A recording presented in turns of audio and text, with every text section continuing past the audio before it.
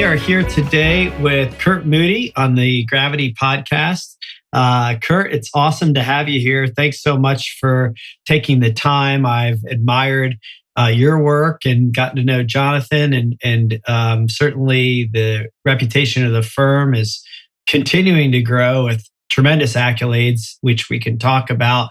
But wanted to just start off by welcoming you and taking a second to thank you for joining me. Oh, again, Brett, we are very happy to be one of the many people you talk to along this line of just getting to understand, what we do. All of us, take a different path. So therefore, there are stories out there, and I'm sure mine is a little different than somebody else traveling in this profession.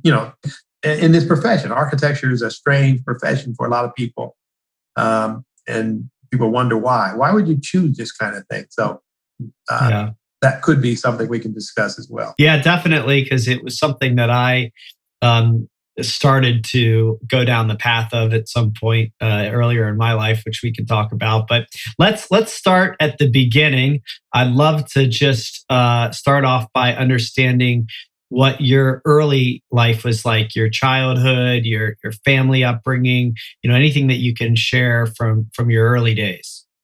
In our family, I was the first college bound family member. None of my family had really gone to college prior to me. And therefore, we there was a lot of pride in me taking the path. Early in our stages, I grew up, I have three brothers and a sister. So it's a family of 5 kids. And we lived on the north side of Columbus, in basically a row house. And again, my family, my father worked in a factory, and my mother was a cook for youth services. And in early childhood, we were, income was very tight, and we lived in a 2-bedroom house in which my the 3 boys. Four of us, really, my 3 other brothers. We slept in a room, bunk bed, so it was 4 of us in there. And my sister had the other bedroom, but my mother and father actually had a bedroom in the living room. It's actually a couch that converted to a bed, and that's how we lived. I mean, we were very tight, but very close. And as we were growing up, my mother especially was very, very, person of faith. And so we went to church every Sunday.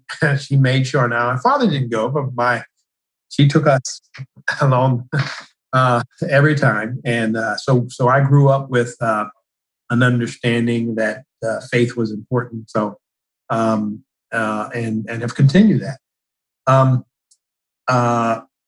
As we've continued to evolve, I'll say,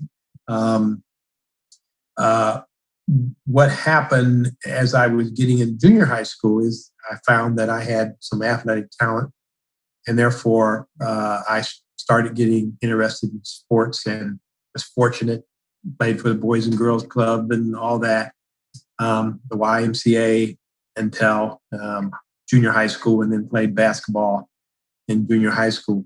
Eventually played basketball, football, and track, and gained a scholarship in all sports, basketball, football, track. Difficulty, though, was all the schools that offered me scholarships didn't teach architecture. And I had learned in junior high school, I wanted to be an architect. I didn't know what that would call an architect. Yeah. I wanted to do buildings. I want to design buildings. Let me just ask you if I could just hop in there for a second, because I think that's really interesting that you knew at a young age. I mean, junior high school, you're 13 years old, give or take.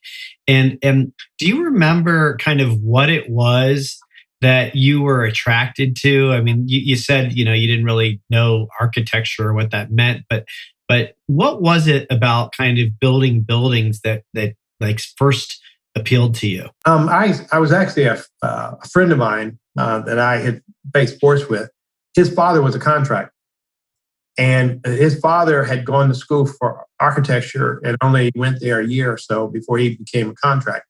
So he drew his own plans. And so when I went over his house to play, he had a drafting table and he had some, I thought were just, I didn't understand anybody could draw like that. I saw those drawings and I thought it was a print. I thought somebody just photographed something. And then he told me, his father drew those things.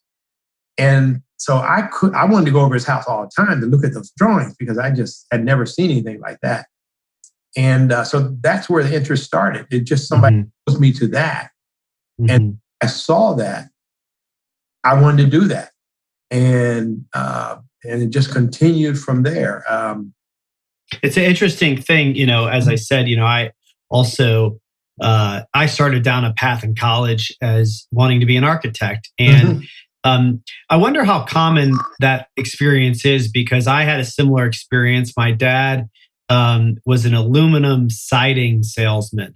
It's funny because you know what that is. A lot of people don't even know what aluminum siding is anymore. But he sold siding and windows, and I remember 7, 8, 9 years old going to his office and seeing the blueprints sitting on the table, and there was something about it that really felt like a calling for me. Like, I don't know why that really grabbed me. And it's almost, I don't know kind of how much of the church, really got into you. But, to me, it's like callings have to come from somewhere. Yeah. It feels very, kind of spiritual almost. Well, I agree. I think it was spiritual. That was, if I think back and think, if I had never been exposed to that, I know I would have been pushed a different direction. I was pushed to go in a different direction. But I was so committed to, I wanted to do that it didn't make any difference what somebody, counseled me to do. I was going to try that. It's just that if I don't try this, I'm not going to feel right. What were you getting pushed to do and by who? Well, my school teachers, I go back far enough to when I was in grade school. I was an average student. I mean, I wasn't, acing courses. I was an average student, but I was that way because I learned in sports that, the coach and everybody said, you got it. In order to stay eligible, you have to have a C average. And I just worked to get a C average. And so my counselor asked, well, what kind of profession do you want to be? And I said, well, I want to draw buildings. And they said, well, no, you want to be a draftsman at that time. And I said, no. What does a draftsman do? And they told me, and I said, yeah, but they only do what somebody else tells them to do, right? So I want to come up with my own ideas. And they said, no, your grades aren't such that we think that's a career path for you. And so I was advised by the counselor not to seek that. And I said, no, I want to do that. And she went to my coach. And she told my coach, he's heading down a path that he's going to be disappointed. And you should really counsel him that that's just not a field. And she said purposely to me, she said, we just don't see people like you in that profession. We don't see anybody that is African American. And she said, rich people tend to hire those kinds of people. And just in this society, there's not a lot of rich Black people. And therefore, it would be tough for you to be hired. And I'm in the 7th grade when she's telling me this. She goes to my coach, and he comes back and he says, I can't counsel you to go that profession unless you can do better in math, because she's telling me you're not doing good, you're just doing C. And I said, I can do as good as I need to do. So this was by the time I was in 8th grade. I said, well, I'll take algebra 2 and I will get an A in it. And he says, well, you show me that and I will then support you being an architect. And for the next quarter, my lowest score was a 97 on all my tests, one in math. I studied, I paid attention, I did things that prior to that, I had no motivation because I was just playing sports. But now that I want to be an architect, and they told me I need it, I passed that course and got a 97, A in the course. And I told you, Coach, see, I told you that I will admit, I settled back down to just being C's. You just wanted to prove yourself. I just wanted to prove myself. Yeah. What about your parents? How did your parents feel about you wanting to go this path? My mother was very supportive. My father, he was an artist. He drew a lot of stuff and he was very good. But he never made it as an artist and didn't feel a career could ever pay anything for him. So he was he didn't know if I could do it. I mean, it was like, he didn't see anybody like us either. And the problem was there were no role models. I couldn't go to a magazine like some of my classmates and find a person looked like me that was doing this stuff. It was, so therefore, you're not encouraged. Had no exposure to it. I only knew this contractor, my friend's father. I didn't have anybody to talk to. What does an architect do? What do they really do? None of that. So all through school, I'm being told, maybe I should be a coach. I was told I should be a coach. You're good at athletics. You ought to think about being a coach. That's going to be a much easier career for you. And so I go through high school and no, and I haven't changed my mind. I got to give it a try. And I walk on at Ohio State because I don't have a school that teaches architecture, that offer me a scholarship in sports. So my coach, my varsity basketball coach, called Fred Taylor at the time, said, would you mind if he comes out for your team? Because they only have so many slots for walk-ons, if at all. And he said, he can come out. Yeah. Well, I went out and made the varsity. So as freshman, it was freshman first. In my first year, there was only freshman ball. So I played freshman and then made the varsity the following year. But then they discouraged me not to play sports. The architecture program says, no, you can't play sports and do this. It's too demanding. You got to give that up. And I kept telling the professor, I said, hey, you get one chance. I said, if I don't do this, I can't come back and go into sports. I can't play varsity sports after I graduate. I said, this is their only chance, and I figure I can handle both. And I got a lot of pushback on that. Mm-hmm. Let me ask you something, just to hop in for a second, because I'm curious. You're getting a lot of pushback, and I really, want to just kind of highlight this idea that there was nobody that looked like you, and so there's a lot of nobody that looks like you in the field, no role models. I don't. The counselor in middle school, is she an African American woman? Is she? No. Yeah, white woman. Yep. Yeah. So you've got nobody really telling you that you can do the things you want to do, either directly in your life and or in the world at large. And yet you keep kind of saying, "Yeah, I think you're wrong." And what I'm curious about is what is that? Is that is there some kind of strength, courage part of you that just wants to prove people wrong, likes proving people wrong? Was it just a passion, a conviction?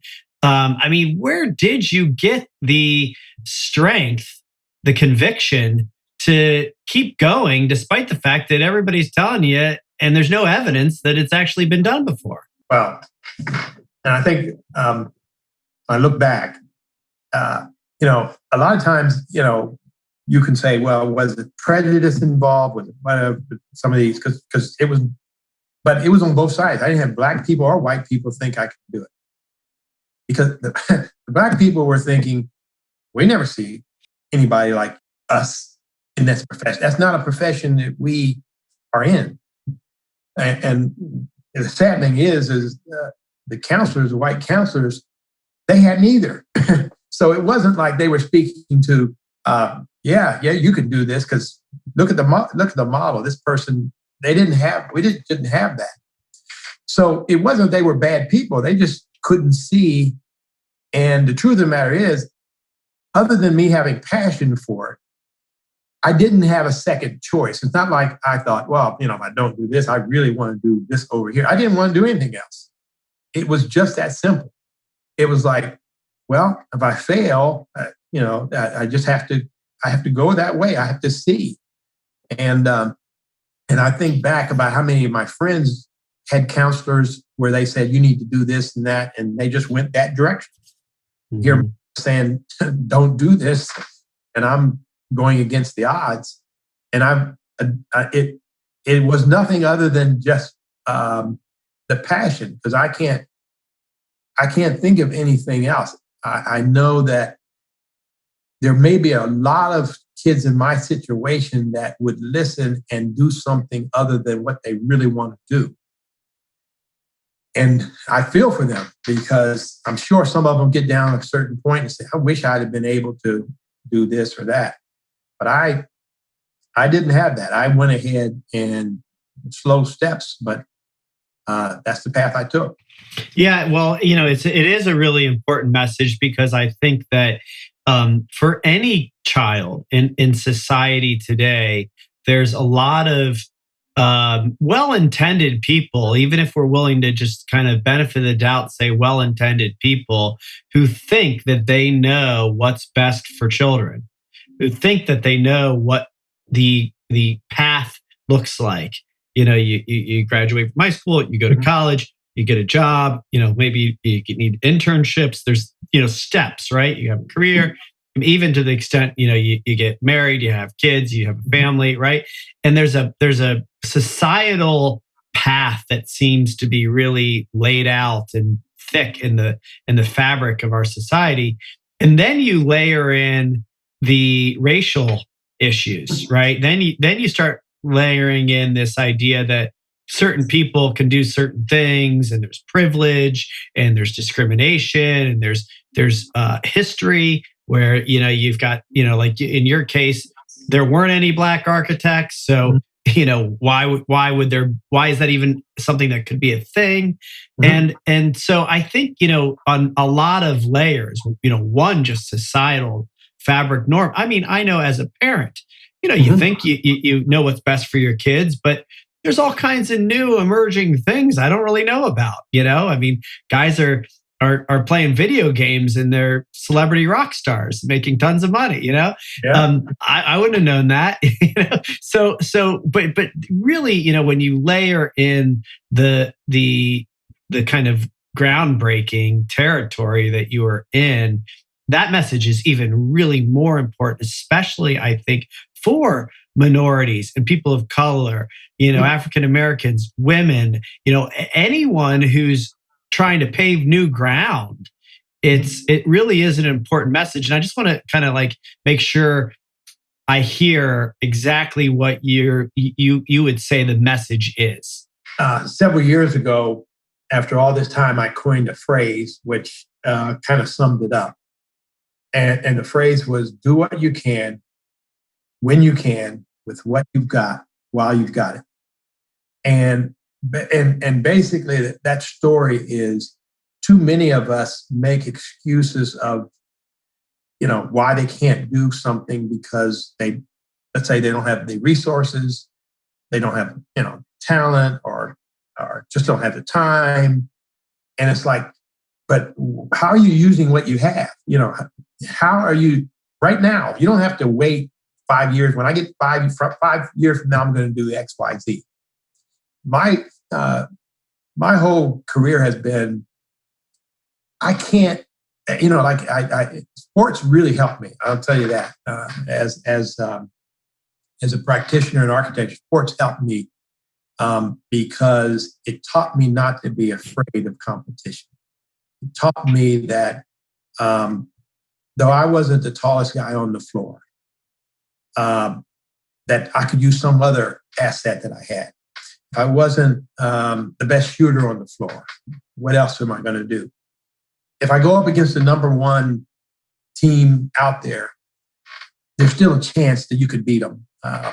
So it's that attitude I kind of developed from sports, and I use it in architecture as well, because if you look at sports, and I'll use basketball as an acronym, as a point guard, my job was to make sure that whoever was the best scorer that night got the ball more often than somebody else. So distribute. How do I distribute and make sure I use the talents of that person? And I have to gauge each night. It's not every leader scoring on a team is leading scorer is going to be the leading scorer every night. Sometimes they're off. Who's on? Mm-hmm.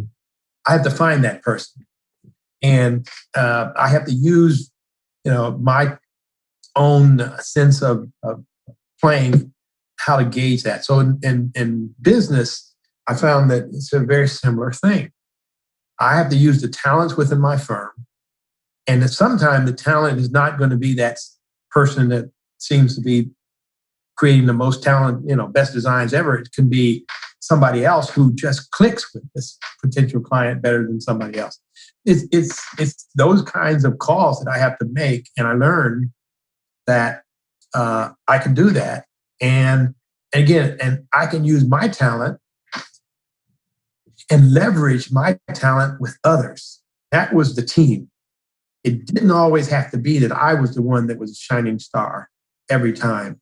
It could be many, many different people. And that team concept is what we employ today in our office. And it works so far. Yeah, it's part of why I enjoy doing this podcast, is because I do think that we have these experiences in life that really turn out to be incredible learning experiences that do shape us into who we are. And, there's been a lot discussed and written about sports and the lessons learned. And, you often hear this kind of at the high school level, maybe even at the college level, although that's gotten to be kind of a little more about winning than learning, but, my experience, and I never played sports at that level. I still am pretty active playing sports today. And I find there to be tremendous, tremendous opportunities to learn through sport. And I think sometimes it's kind of diminished a little as just entertainment or a hobby or some other thing, right? But and this is, I actually think it's true for anything that you choose to engage in. There's incredible opportunities to learn. Sports, I think, is really one of those things, and it's not surprising for me to hear how you've really used that life experience. It wasn't to get a scholarship, right? Right, and so it didn't pay off in that kind of way, right? But boy, has it paid off for you as you've built a business and a career. And learned, all of these lessons that you've been able to apply into your work, into your life. Yeah, and again, it's not unique to me. I've talked to many other athletes, and they will say the same thing. That what sports has done to prepare them for other things they do in their life is very, very important, because the encouragement you get from a team is very, very important. And your coach is telling you, yeah, do this. They put you in a position to do, and therefore they're saying, we have confidence you're going to play this spot, against so and so, and then your teammates, they all rally around you too. And so what comes from coming together as a team is people supporting each other. And you say there's some positive about that. There's something positive because they didn't grow up like I did. They don't go home to what I go home to, but they're all still on the same page right now. And so how you capture that is very, very important. And that's, in any office like I don't think just ours, but any office, working together is not as simple as just telling people go in that room and work together. Some of it is challenging because the ideas coming from one person might not click with yours. So how do you use that? How do you use that idea that's coming from this person that seems to be off the wall? Maybe they got something to that, though. Maybe that idea they're talking about, you wouldn't have thought about on your own. And now your idea gets better because, boy, that person made me reconsider my approach that I wouldn't have done in there if they weren't in the room. So what we kind of push in the firm is diversity of thought, diversity of people, diversity of thought. How do we bring those other minds together and let it push whoever is leading the effort to a better job, to do a better job, because now they're hearing from voices that they wouldn't normally hear for. So that's expanded. It's taking the team concept and then broadening it in a lot of ways. Yeah, and I want to get back to kind of how you find your way through college and kind of get into this business because, boy, you got into it and have been in it ever since and had a ton of success. But before we do that, what I hear when I hear you sharing these lessons and these strategies and techniques to really, be a team and to get the best out of your team, your coworkers, your company, it sounds like you ended up a coach after all. That is right. That is exactly right. But it's good. It's call me a player coach. Yeah. Because I'm in the game too. Yeah. I recognize that what others bring, and I think that's an important lesson is, recognizing talents of others. And very, very important, I think, to the success of the company as we continue forward. Yeah. Well, and it is an interesting thing. In my case, I spent a year, maybe a year and a half in an architecture program when I realized what an architect does. I got past history and the early design courses and realized, oh, wait, physics. I've got to actually make sure these buildings get built and stand the test of time. This is not actually what I want to do. I just happen to love architecture, right? But what I was able to do was bring those other parts of me to the thing that I really wanted to do, which was create. Right. And so, it is interesting how you've been able to bring these various parts of you to be able to be player coach, and I think that's something, people need to hear and know too, that, sometimes it isn't exactly the thing you think it is, that when you embrace the whole you, there's something even better that emerges. Exactly. And again, as we have grown, and you start to find out that so and so in the company has a strength much more than yours, and the ability to realize those kinds of things is important, because what I found out, and especially in my case in growth, in the beginning, I designed every building that we did. No one put their hands on it. But to grow, I found that I couldn't do that. And I can't do that and take care of the bookkeeping. I can't, do that and take care of other things and deal with consultants. So delegation had become a very, very important thing. But knowing when, and for my sanity, I continue to keep a certain part of the work that I do. When I look at why did I get in this profession, business will drive you to do things, of course, and take all your time. But I got in this profession because of architecture. I like to design buildings. I like architecture. And so I continue to hold on a little bit of that as we go, and I'll design a certain amount of projects throughout the year, just stay involved. And it also helps to be engaged in discussion with my teammates on that kind of level versus just when are we going to send out the next bill, and that kind of thing. Yeah. Yeah. Good. Let's back up now. I want to really learn kind of how you ended up doing what you were told you can't do, which by the way, everybody I've ever known to either play college sports or go through an architecture program has had to be fully immersed in one or the other. So that advice, I actually understand why somebody would say that, because both are so demanding.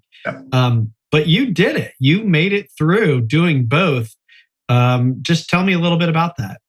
Yeah, and there was a residual effect of me doing both that ended up benefiting me in a lot of ways. In college, of course, as you just identified, the course level.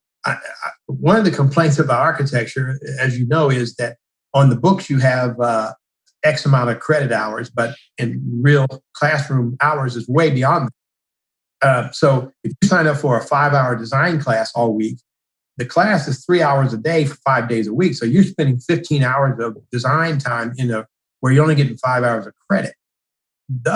Most of the other courses aren't that way. You sign up for 2-hour credit, you have 2 hours of class, but the problem I ran into, quite frankly, was that the design studio overlapped practice. Design studio was still going on until 5:00, and practice started at 4. So I had not only had to leave the studio and go practice and then come back to the studio to finish anything I started. So how I use my time became very, very important. I could not manage like everybody else. I had to manage my time totally different. And also what it taught me, without me knowing that it was teaching me, it's one of those things that it's kind of like, hate to do this. Unless I know, I learned a whole lot. It taught me that I could not waste time on going down paths of a design just for the fact of just studying it. That I had to make decisions on the design approach based upon a lot of information quickly, more quickly than my other students, because I didn't have time that they had available to them. And therefore, after a while, I find that I was discarding things that I talked to one of my other classmates, and they're still pondering over, why is this way? Why can't I do this? And I had long passed, the reason you can't do it is because that doesn't work, and the reason it doesn't work. And so move on. Don't keep pondering, maybe I can do it this way. It's over. Go down another path. And therefore, I reached design conclusions and on my work faster than most of my students, just because of the practice thing. So I get out of college and I go to take my...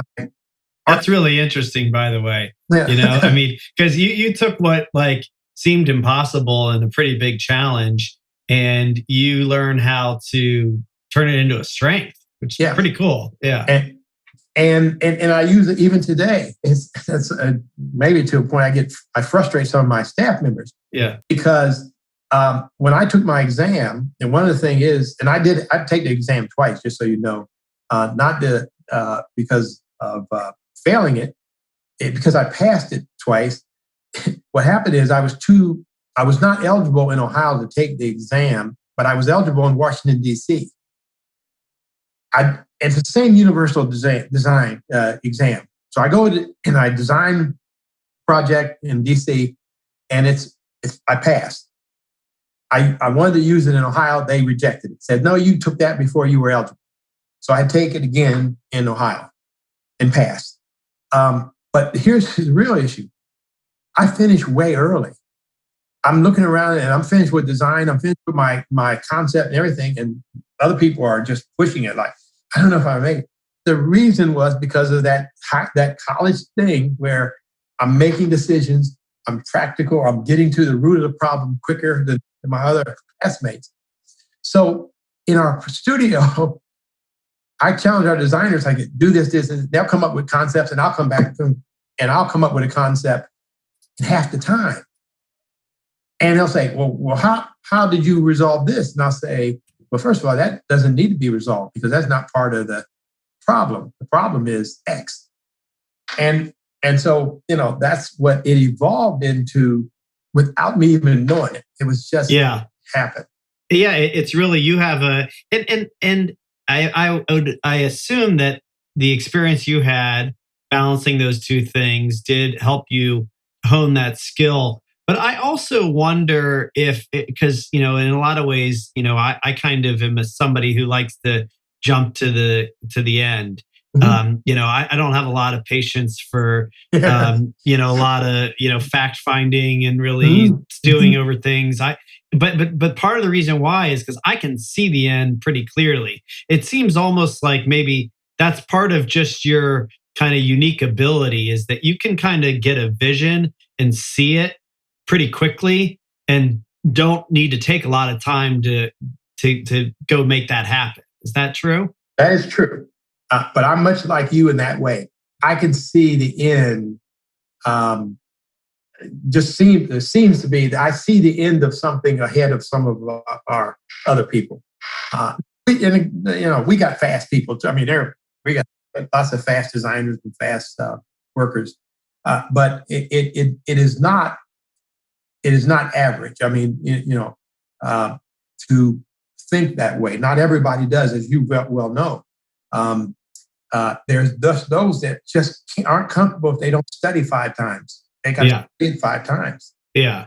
Yeah. It's And really about vision, I think. yeah, You've got a vision. And let's talk a little bit about the vision you had for your business. If my notes serve me well, you started your business in 1982. Is that correct, right? And correct. is that right out of school you start the business? No, I actually went to work for Trot and Bean at the time Okay. um, as a designer and Local firm, local Beam. firm. Yeah, I know the name. Yeah. I also worked for Brubaker Branding College Okay. in Summers.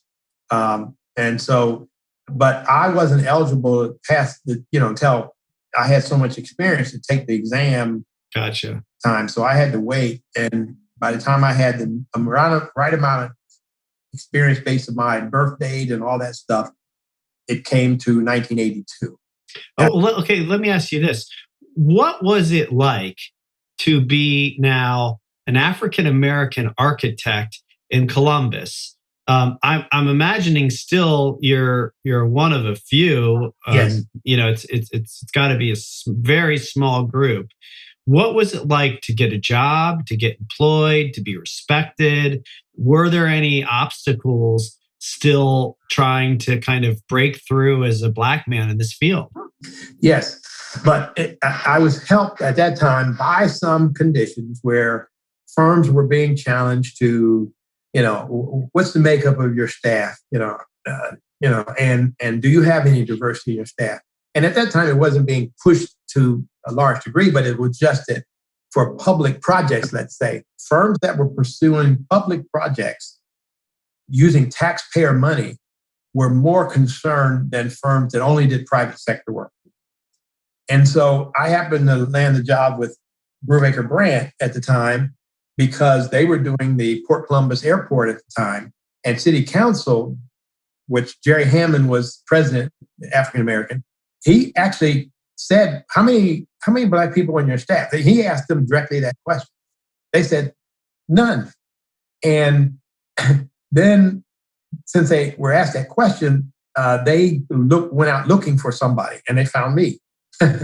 And so they offered me to come to work for them because they had been asked that question. They wanted to be able to show council that they were addressing it. And then when I worked for Trot, they were starting to do more public projects. But also, Dick Trot at the time, Dick was very open-minded. Dick, he just saw my talent. He just said, you're pretty good," and he didn't care about anything else. Now, the difference is I wasn't meeting with clients at that time. I was in a back room doing whatever I'm being asked to do, and I'm not exposed to clients because they don't see that there's a Black architect in the back room doing work. I later found out that was a challenge because I made a joke. I said, as I grew my firm and I hired people, because we were designated an African American owned firm, that it truly looked like when I hired the same talent from a firm that this person was well regarded. I said, it's almost like they lose half the brain when they come to Moody Nolan, because we don't get the same credit for having that great talented person that other firms got when I first started. That was a big deal. And also at the time, and this is 2021, there's still some of this still going on. I go to a certain part of it, Ohio, I go to a certain part of the country, and there just wasn't an opening. There wasn't comfort level. And if I'm pursuing a project and there's, let's say, a short list of 5 firms, and we're the only African American owned firm, but the committee is 100% white, individuals, there was a question mark that kept coming up. Well, what are people going to say if we hired that person versus the 4 others that we had a chance to hire? And especially in our community, there's not a large percentage of African Americans anyway. So if we happen to hire this person, unless they are just Superman or something, we're going to get pushback. So I kept running into that, and I kept calling it, and later I call it the Michael Jordan effect. It's like, okay, we have to be the superstar in order to get hired so that it can be justified. He's just so much better. That's why they got hired. And we weren't always so much better. We were good as. And being as good as was a challenge in certain markets. But go back to my passion wanting to be an architect, it gets back in my athletic days.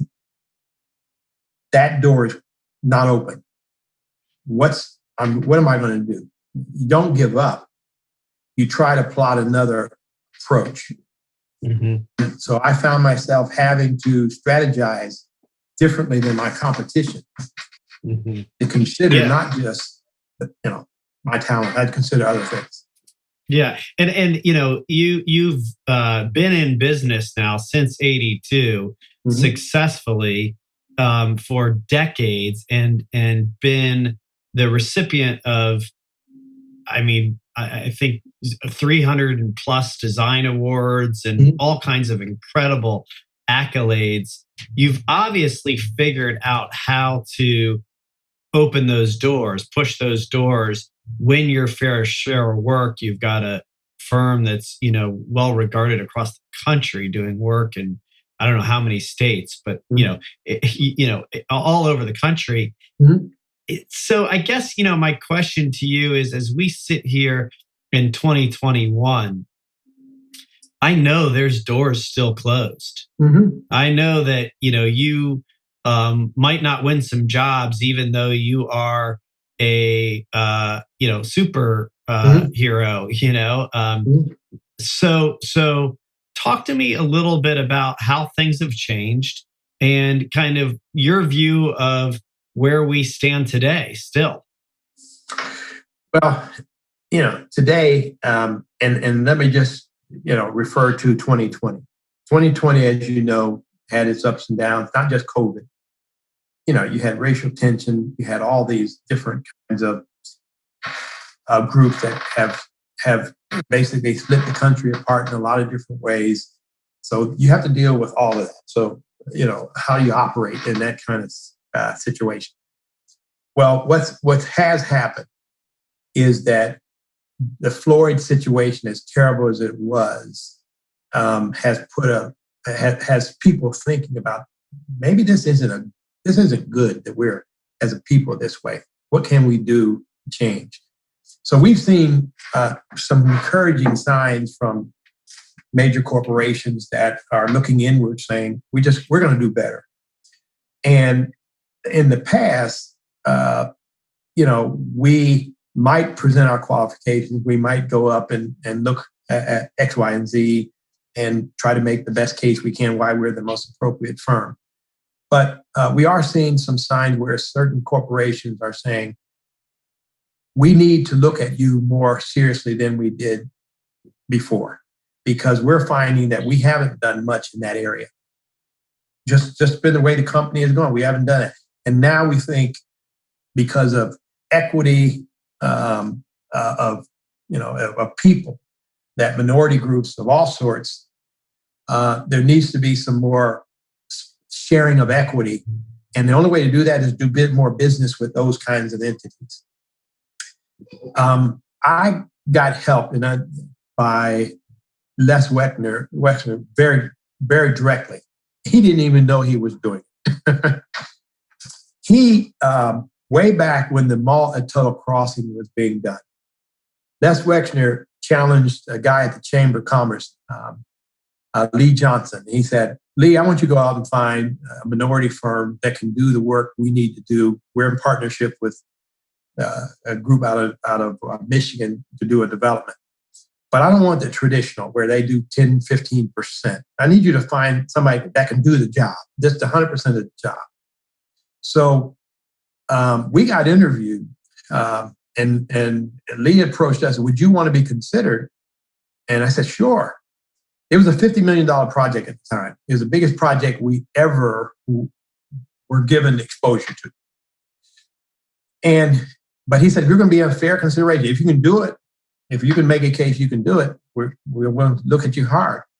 So they brought in the developer with their partner out of Michigan, and they interviewed us. And they came to our office and they asked a bunch of questions, of which we said, this is terrible. We're never going to get the job. They asked a question, have you ever done a shopping center before? We had never done one. And our answer was no. Have you ever done a project of over $50 million before? And the answer was no. And at the end of the presentation, we're all sad, but they said, well, that's good. Let me tell you why. When we design our shopping centers, we have a person that leads that effort, and we don't want you designing something that's different than we know we want to achieve. So we're gonna set up our own designer to design this shopping center that you're going to take from that design direction and complete. But the fact that you never did a $50 million project, it means we're going to be the most important client in your office. Is that true? I said, yes, that's true. You're going to be, and so we're going to get more attention than you would give another project because we're the biggest thing in your office. And we were hired. The only reason we were considered is because Les Wexner put a mandate out. I want to see minority being part of our project, not just doing a percentage. So they were looking at us to do the lead, take the whole project and run with it. And our chance came because he did that. Now, what that did is it leveraged other $50 million projects, because now we've done $50 million projects. Now we've done retail. And it gave us the ability to compete for other work we never would have had the opportunity had we not been given that first one. Mm-hmm. And so those things are very, very important because you got to start somewhere. You got to start somewhere. Yeah. Yeah, I think it's really been an interesting year to say the least. And, you and I have been engaged in conversations at the Columbus Partnership and in the community at large around DEI and trying to really figure out how we can, elevate this thinking and really make the change that still needs to be made. One of the things that I really learned over the past year is I fell into a category of somebody who thought because I really cared about doing things the right way and was trying to do things the right way in the way I knew, that I was not doing as much as I could. And, there was like a little guilt about that because I felt like, man, I just didn't even know what else I could be doing, but I wasn't doing enough. And, I've had a lot of really great conversations to learn, and we have, brought in consultants and really committed to being a part of the solution. what I learned, I think it was Robert Livingston's first Columbus partnership visit, is that it's up to the people who do care, the people that do want to be a part of the change, to do everything you can possibly do to make that happen. And so, I just say that because I think that is where there's still such room for improvement. That there's just so much more that can be done. And that's just been my learning this year. Well, again, those are things that definitely are good for everybody to learn going forward, because he is absolutely right. What I found in our career is that, lots of obstacles, but it's the good people that gave us the opportunity, that said, hey, we're going to look at them for, can they do the job? And forget everything else. We have to do analysis of, can they perform what we need to perform? And we're going to contract, let's say, agencies, universities, and they're going to award so many projects a year to non-minority architects, just because that's who they've been working with and who has the experience, who they've got confidence in. But to really take the next step, it's an effort. It's not just, it's going to happen by itself. An effort has to take place. Somebody has to say, I'm going to do this because I can, and I believe it's necessary to help. If we don't give these opportunities to these other groups, then they don't get the opportunities through the normal course, because our people are so structured in doing what they've been doing for years. And the truth of the matter is, what they've been doing for years is successful. It works. It's not like it's a bad thing. They're very confident in what they're doing. The challenge is now those people are a little concerned about, but if I go this other way, am I going to get the same results as I've been getting from a group I've been using? And those are the challenges that have to be overcome by people who have the mindset of, I'm just going to make a change. I'm going to do this. Yeah. And I think that's where, it does matter that you're really good at what you do. Yeah. Right? Because you can get a chance, but you've got to prove that you are as good as what they were using before. Yeah. Right?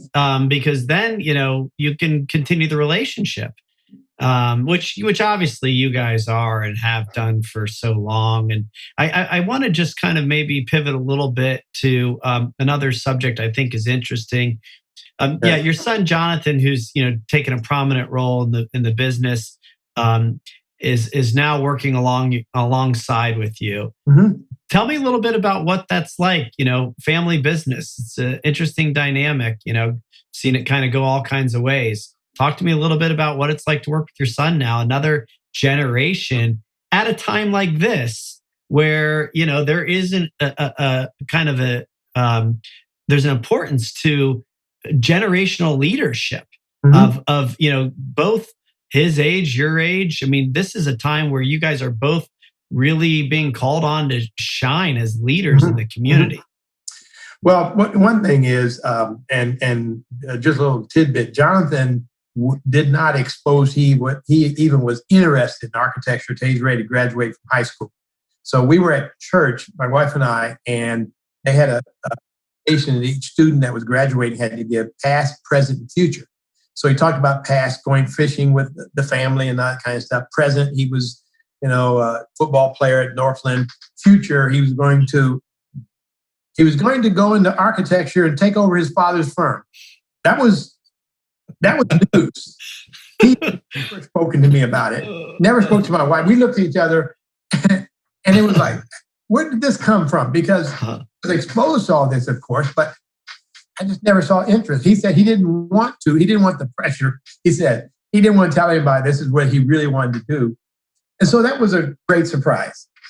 Later, in the last several years, as a matter of fact, it goes back almost 10 years, we as partners in our firm says, do you see your replacement anywhere in the firm?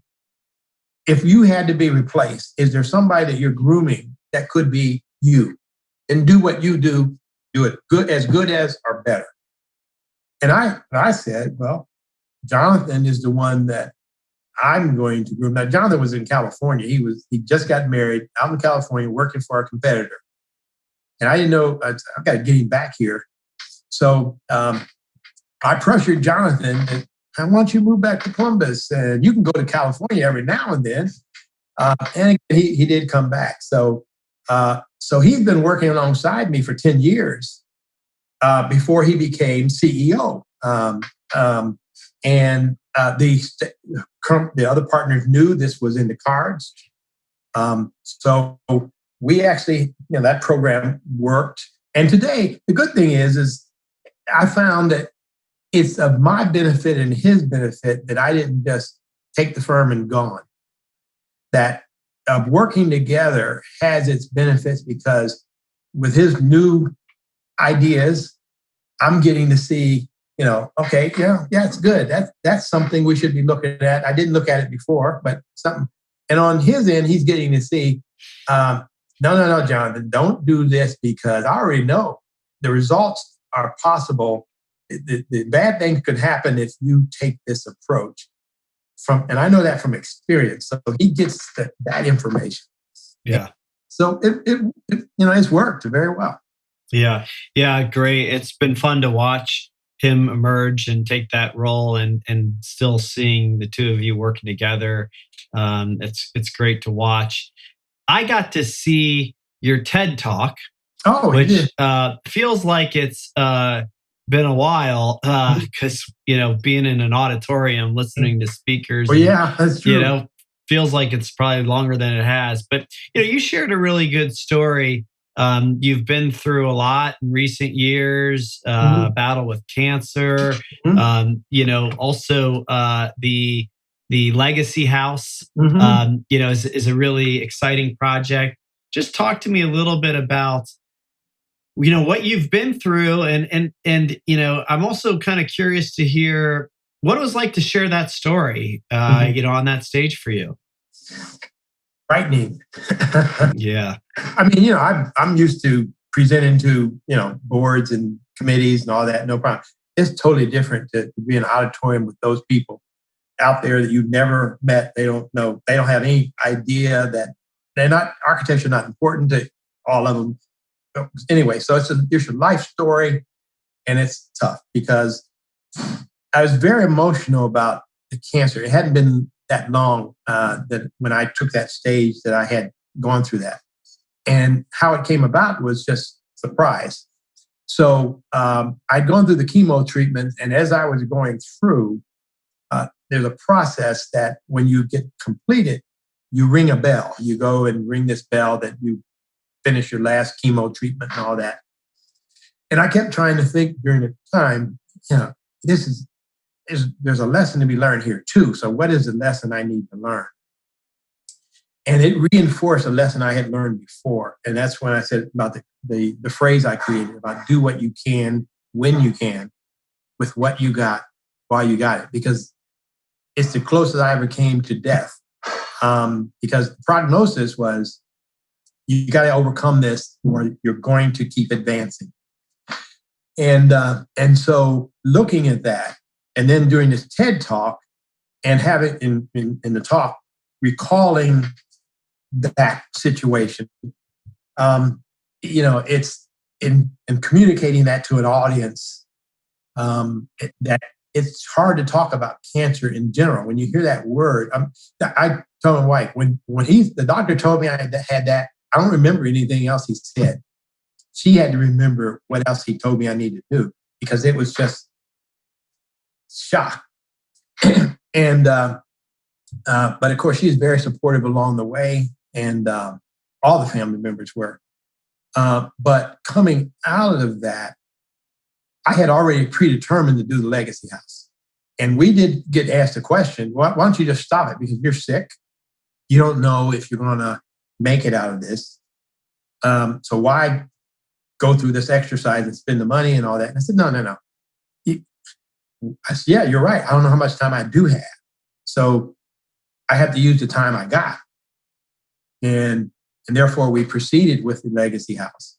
And again, the legacy house for me was a challenge of there are people that, as you know, doing affordable housing is great.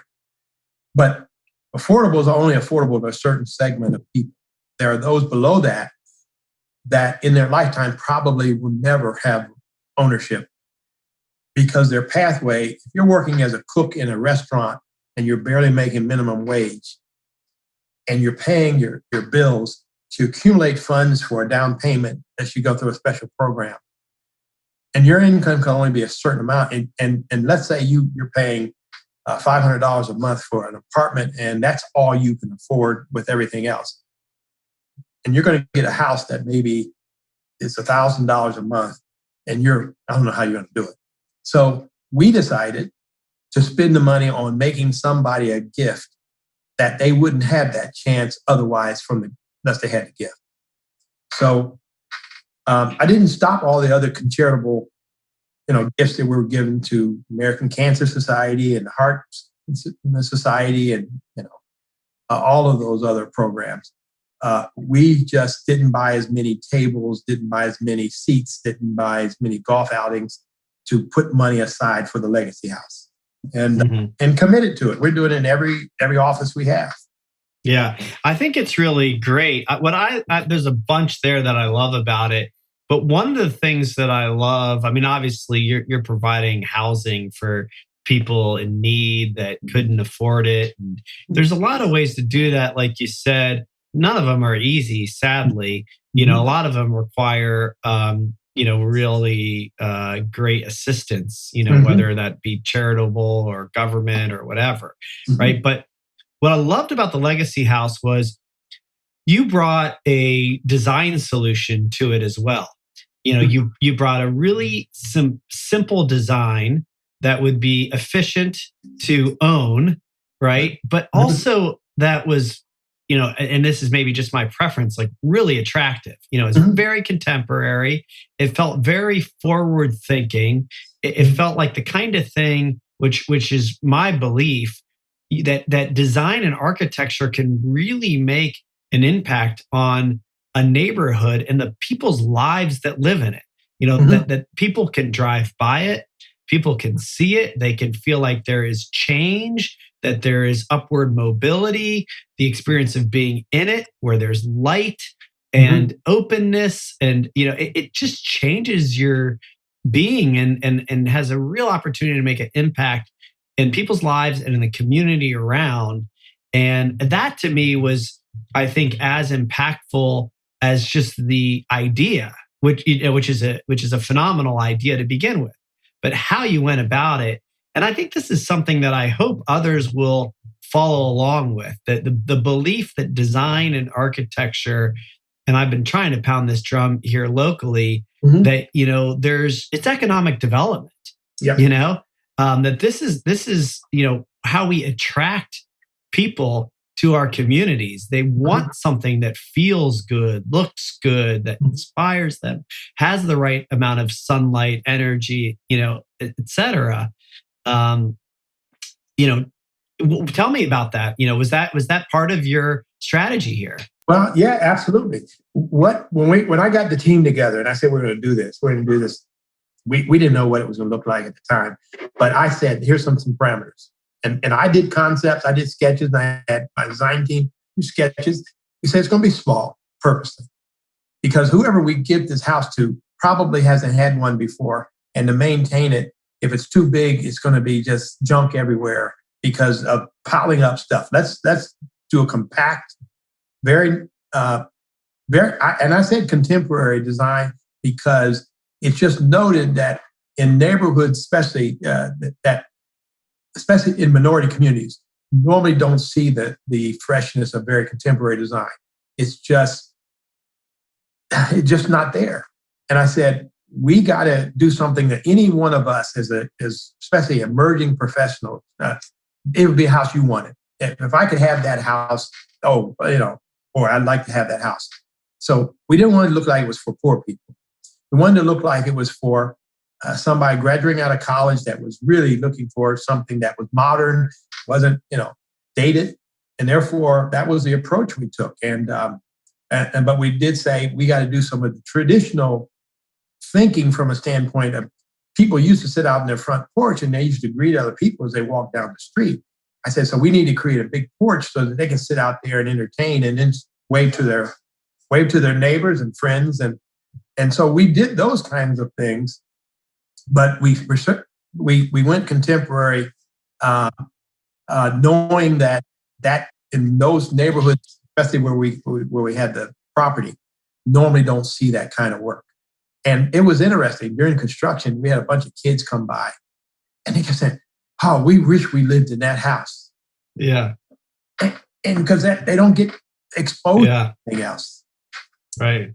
It was nice. Yeah. It kind of just reminds me, to kind of see the full circle here, that in some way, hopefully, maybe you're showing a kid something that they haven't seen before in their lifetime in their neighborhood, that all of a sudden they can say, maybe like you would have liked to have seen, right? A Black architect, they can see a house that, lets them feel like, I have a chance to live in that house. Mm-hmm. I now know it exists and I'd like to live there someday. And, if that happens, look what's possible. I mean, look what's happened with you and your life and your career. And thank you for sharing all of that with me today. I really appreciate it. It's great to kind of hear the full story and like I said, and have read in your bio, there's all kinds of, tremendous accolades, which you can read about, but to kind of really hear, the journey and the story, I think is really important, means a lot to me. Any kind of final thoughts or anything else you want to share before we start to wrap up? One last thing, a little bit of something that happened to us. There's a very positive thing, and that is, we're very understanding that role models, we can't be a role model to those kind of kids that you were just talking about, and other firms, quite frankly. We were fortunate that AIA, American Institute of Architects, named us as the 2021 Firm of the Year for the nation. That had never been accomplished by an African-American firm, let alone a Ohio firm. Part of the rationale, and when we were presenting and everything was submitted to the committee and they were considered firms around the country, one thing they picked up amongst themselves, this was the other firms, they said, many of us need to push our firms to have a similar makeup as you have achieved, because we're by large firm standards, not by numbers, but by percentage. We're the most diverse architectural practice of large firms in the nation because of the percentage of women and minority staff members that we have. And no one else has ever achieved in this profession those kind of percentages on a consistent basis. And so they cited that as one of the values that they felt we brought, that we were an example of bringing people together of diverse cultures that should be duplicated in other practices. So again, I didn't have that, as we talked earlier, in my beginning. I didn't have a firm to look like that you could achieve any milestone like this. And for us to be representing that now is absolutely a blessing for us, that we hope to do it justice as we move forward. So, yeah, it's not just a blessing for you. I mean, you really are modeling for all firms what it looks like to be diverse. It doesn't have to be an African-American owned firm to be diverse, right? You have minorities, women, people of color, and that doesn't matter who owns the firm. All firms, all companies, all organizations. I mean, this is the model. And for that, I commend you and appreciate the leadership. Well, I thank you for allowing me a few minutes to talk about my past, present, and future. Yeah. Yeah. Thanks, Curt. I appreciate it. Thanks again. Say hi to Jonathan. I Appreciate your will. time. It's been a pleasure. Same here, Brett. Thanks. Take care.